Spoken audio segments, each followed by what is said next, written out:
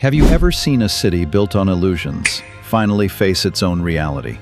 Las Vegas, the shimmering desert oasis once overflowing with tourists, is suddenly looking fragile. Visitor numbers are slipping, hotel rates are falling, and even the games themselves are turning against the players. Behind the neon lights, scandals, scams, and shocking policy shifts are reshaping Sin City in ways few could have imagined. And September 2025 might be the month everything changes. From fake celebrity scandals to taxpayer-funded controversies, we're peeling back the curtain on why Vegas will never be the same. And trust me, you'll want to stick around until number 1. Number 9. The tourist. Numbers don't lie. Statistics rarely make headlines in Las Vegas, but this time, the numbers are louder than the music blasting from the Strip. Through the first half of 2025, just 19.6 million people visited Las Vegas, a sharp 7% drop from last year. For a city addicted to tourism, that's not a hiccup, it's a red flag waving over the entire economy. Hotel room rates tell the same story. The Strip's average price fell to $198 a night, down 5%, while downtown dipped to just $99. A 4% slide. In most industries, lower prices spark demand, but in Vegas, lower rates scream desperation. When casinos and hotels slash prices, it means they're struggling to fill rooms that used to sell themselves. Even more telling is the gaming revenue shift. Strip casinos pulled in $4.3 billion so far this year, a decline of 0.7%. Downtown, meanwhile, is up slightly, posting $464 million, proof that bargain-seeking visitors are ditching the Strip for cheaper alternatives. Why does this matter? Because Las Vegas has always sold itself as a premium fantasy. Visitors expected to pay a little more, because they got the spectacle in return. But if fewer people are showing up, and those who do come are flocking downtown for value, then the Strip's dominance isn't just slipping, it's being challenged. And let's not forget the ripple effects. Fewer tourists mean lower tips for service workers, emptier restaurants, and shrinking tax revenue for the city. That translates into political pressure, new fees, and even more tension between locals and the mega-resorts that dominate the skyline. But here's where it gets even stranger. The tourist slump isn't just about prices or the economy. It's about trust. And that trust was shattered this month in one of the most embarrassing scams Vegas has ever seen. Number 8.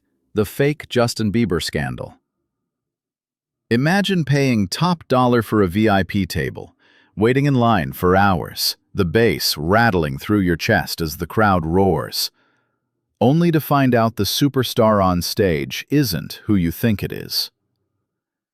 That's exactly what happened on the Las Vegas Strip this September, when a Justin Bieber impersonator conned his way into Wynn Las Vegas's exclusive nightclub XS and performed in front of thousands who believed they were witnessing a surprise appearance by the global pop icon. This wasn't some back-alley gimmick or cheap look-alike gig. This was prime-time Vegas, where guests had shelled out hundreds, sometimes thousands, for bottle service and the promise of once-in-a-lifetime moments. The impersonator, nicknamed Tamu Bieber, took full advantage of that promise, strolling through the club, taking selfies with fans, and even hitting the stage as if he owned it. Staff apparently thought the real Bieber had just decided to show up spontaneously, especially since he had performed at the same property back in 2021. The fallout? Humiliation for Wynn, viral embarrassment for the Strip, and a spotlight on just how fragile Vegas's reputation for authentic spectacle has become.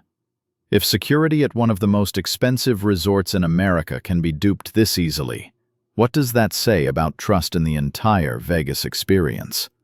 Tourists who come here expect extravagance, yes, but they also expect authenticity.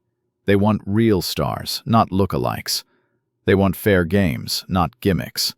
And when even the nightlife, Vegas's bread and butter, feels like a scam, that skepticism spreads to the slot machines, the hotel check-in desk, even the restaurant bill. On a deeper level, this scandal underscores the city's growing identity crisis. Las Vegas built its empire on the idea that anything could happen. But now, visitors are starting to ask, at what cost? Is it worth shelling out $500 for a table if the headliner isn't real? Is it worth trusting the Strip when authenticity seems optional? The impersonator may have been escorted out, but the damage lingers. In an era where Instagram clips travel faster than casino chips, one viral scam can undo millions in carefully curated marketing. Wynn and other operators now face pressure to tighten security, verify performers, and restore credibility. But here's the real kicker. While tourists were laughing at the fake Bieber, Vegas casinos were quietly introducing something far more sinister. A new gambling scheme with one of the worst odds in casino history. Number 7. 000 roulette gets even worse. If you thought the games in Las Vegas couldn't get any tighter, brace yourself, because the house just found a way to make roulette even worse. This September, Caesars Entertainment Properties quietly rolled out a new bonus bet on their infamous 00 and 000 roulette wheels. At first glance, it sounds exciting. If the ball lands on any green slot twice in a row, you'll score a massive payout. 280 to 1 on 00, or 130 to 1 on 000. But here's the ugly truth. The house edge on this bet is over 22%. That's not just bad, that's catastrophic. To put it in perspective, a normal European roulette wheel has a house edge of just 2.7%. Even traditional American 00 roulette carries a 5.26% advantage for the casino. But 22%? That's highway robbery disguised as entertainment. For many longtime Vegas fans, 000 roulette was already the ultimate betrayal. The Strip introduced it a few years back, and it's been called one of the most predatory games in modern casino history. The idea is simple. By adding an extra zero, the casino tilts the odds so steeply in its favor that players stand little chance of long-term success. Yet despite the backlash, tourists keep playing, drawn in by flashing lights and the seductive spin of the wheel. So why does this matter beyond the math? Because it shows how desperation is shaping the Strip's strategy. With visitor numbers down 7% this year and room rates slipping, casinos are scrambling to squeeze more revenue from fewer guests. Instead of luring people back with better odds or more value, they're doubling down on gimmicks designed to exploit the uninformed. And make no mistake, most casual players don't realize how devastating a 22% house edge really is. They just see the promise of a big payout, not the near certainty of loss. The consequences ripple outward. Veteran gamblers, those who used to plan trips around table games, are walking away, calling the Strip a sucker's paradise. Social media is filled with posts mocking Vegas as the place where you pay more, win less. And as the reputation spreads, more value-conscious visitors are turning to off-strip casinos or skipping Vegas altogether. Roulette was once a glamorous centerpiece of the casino floor, immortalized in films and folklore. Today, on the Las Vegas Strip, it's starting to look more like a rigged carnival game.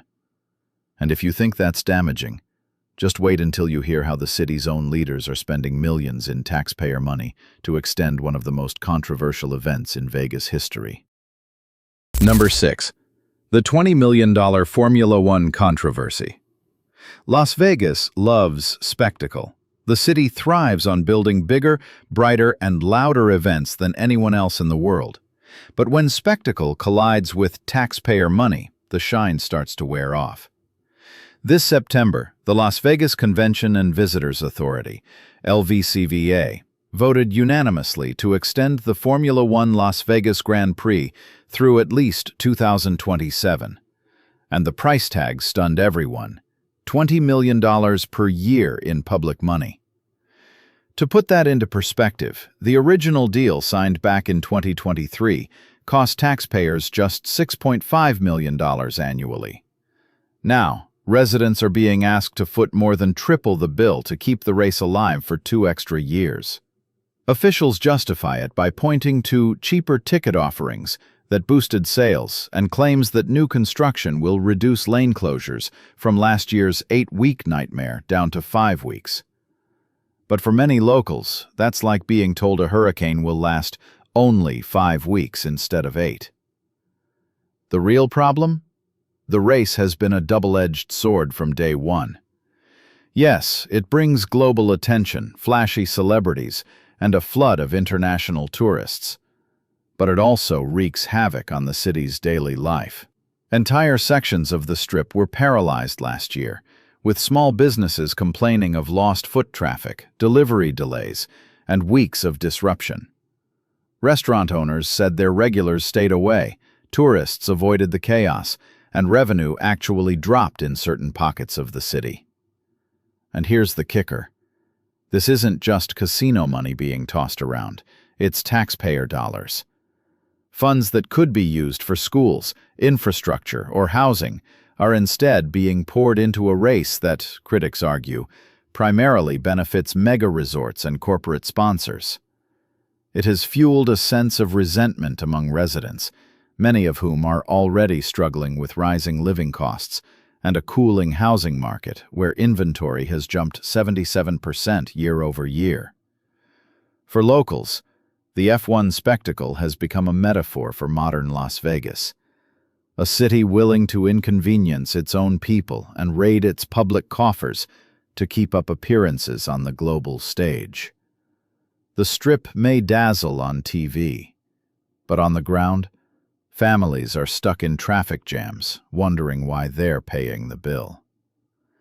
Still, city leaders insist the investment is worth it, painting the race as a long-term bet that cements Las Vegas as the ultimate global sports destination.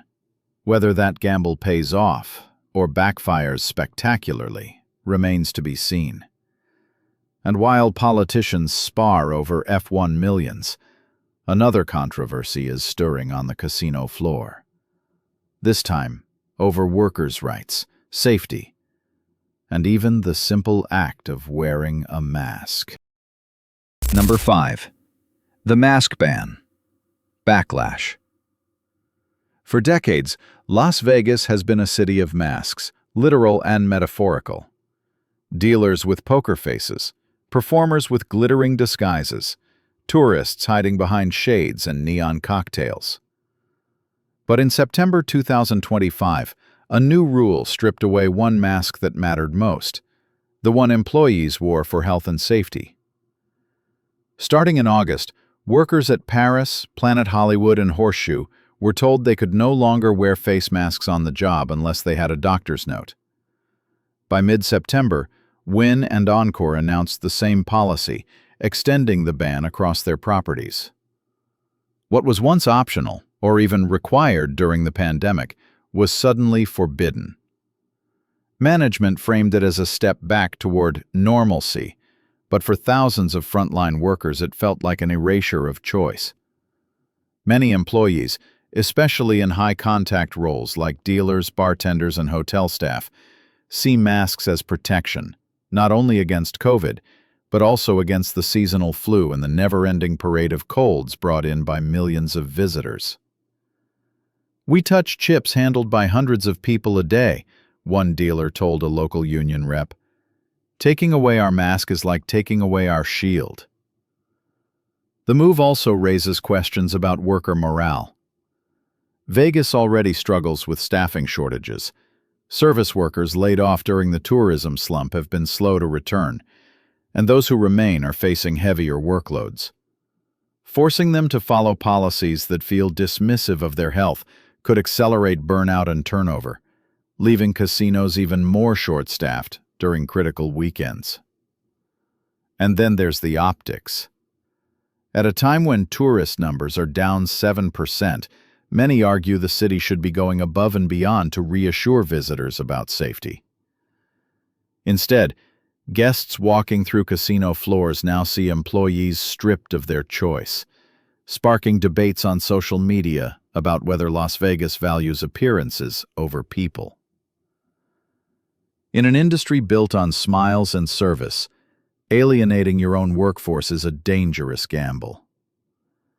This controversy is more than just about masks.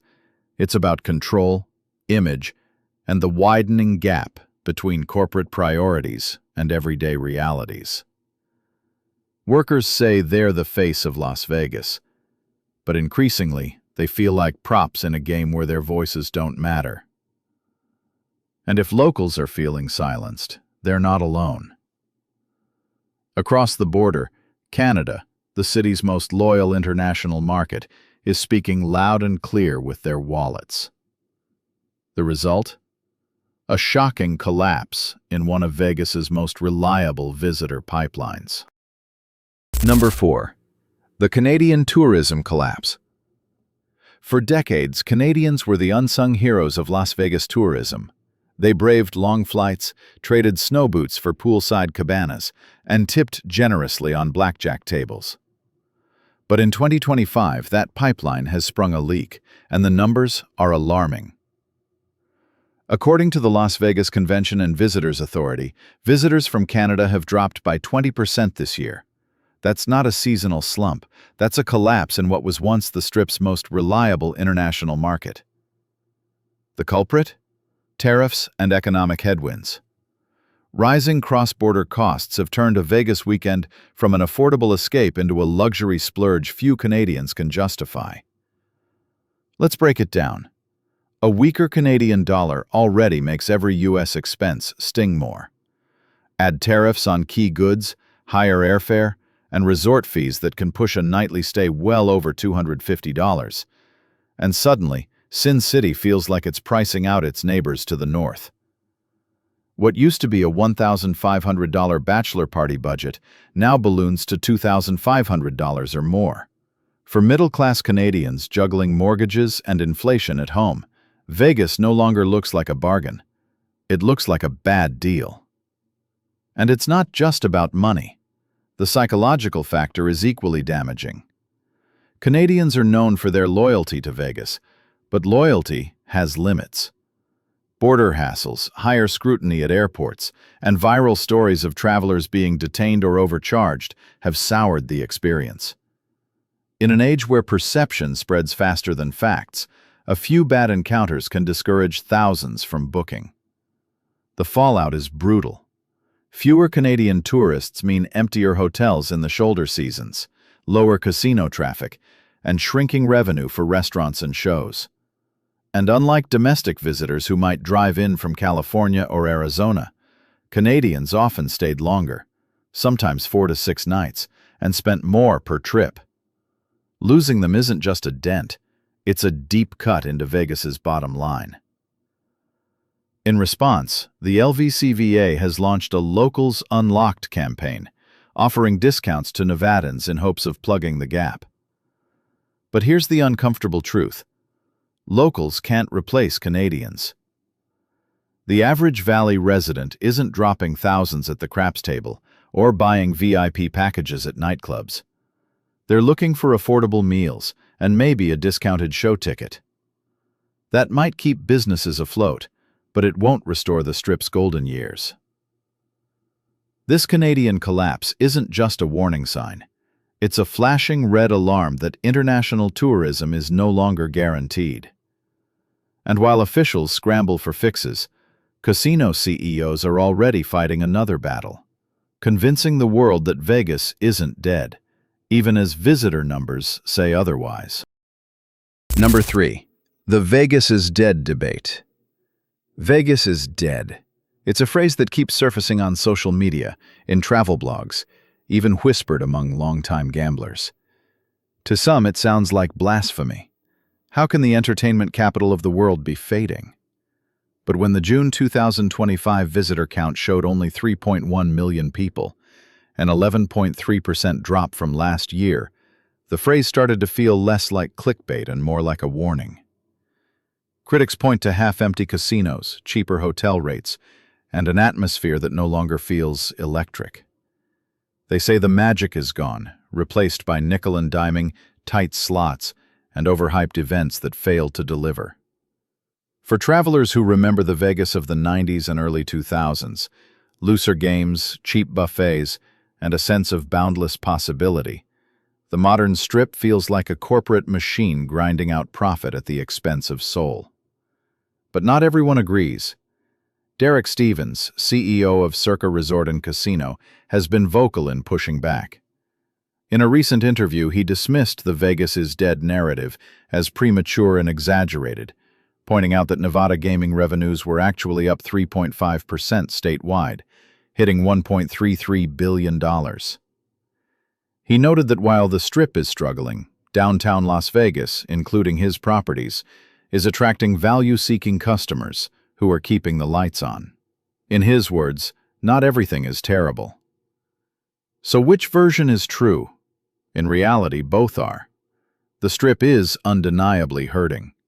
Slumping visitor numbers, falling room rates, and gimmicky casino games all point to a city that's lost its balance. But zoom out, and you see a more complex picture.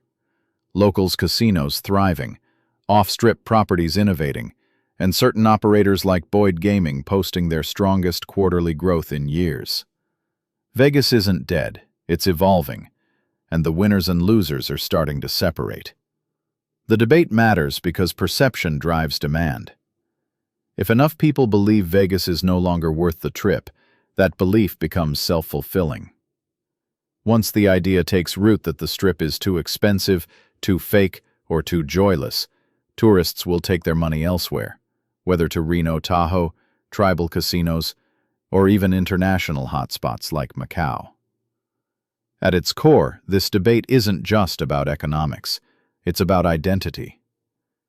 Is Las Vegas still the city of dreams, or has it become a parody of itself? The answer will determine not only who books the next flight, but who invests, who builds, and who stays. And speaking of staying, there's one market where that decision is being made in real time: the housing sector. Because while tourists debate if Vegas is still worth visiting, home buyers and investors are deciding if it's still worth living in. Number 2. The housing market reality check. If you want to know what's really happening in a city, don't look at the billboards, look at the houses. In Las Vegas, the housing market is sending a message that's louder than the slot machines. The boom is cracking. The median home price in the valley is still sitting at a lofty $485,000.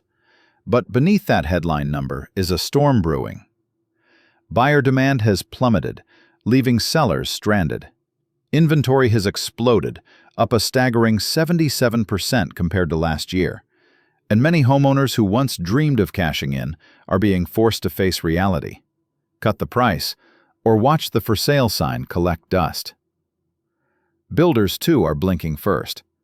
To unload new construction, they're dangling incentives that would have been unthinkable during the pandemic frenzy. Mortgage rates under 5%, offers to pay buyers' closing costs, even covering up to 6 months of interest-free payments. These aren't generous perks, they're survival tactics in a market that has shifted dramatically in favor of buyers. For the first time in more than a decade, ordinary Las Vegans actually have leverage at the negotiating table.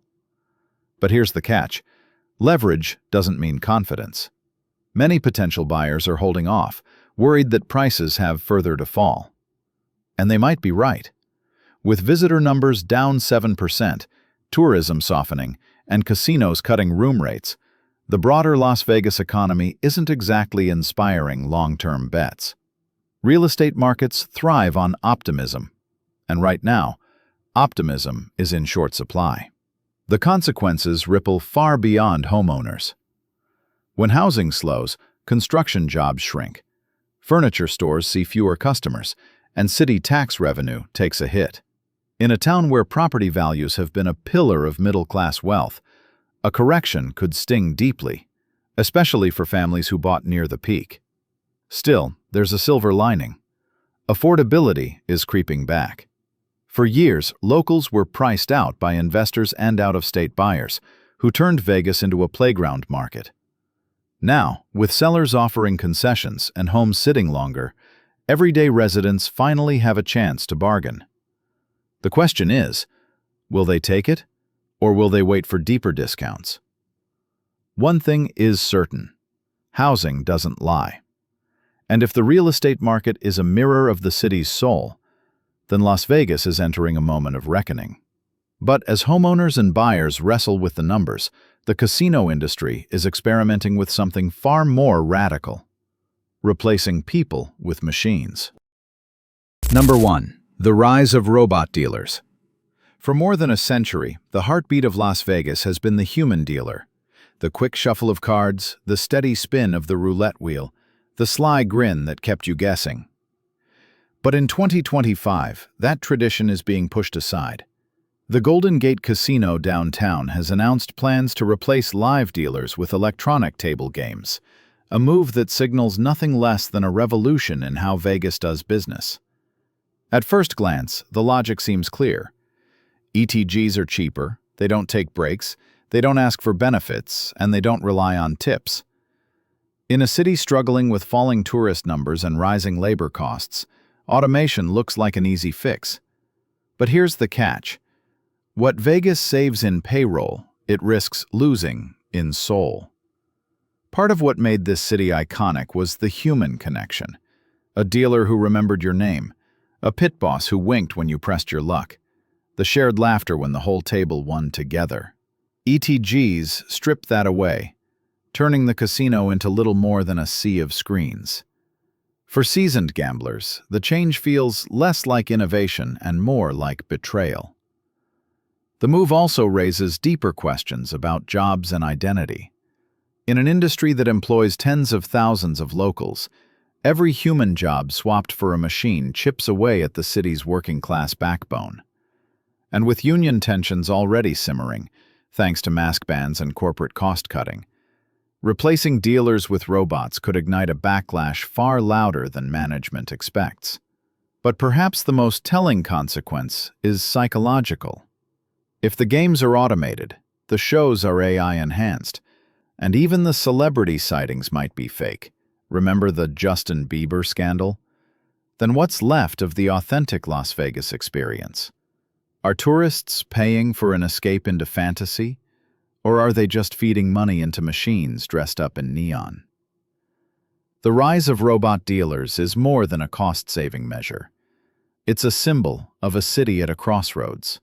Las Vegas is deciding, in real time, whether it wants to be the city of dreams or the city of efficiency.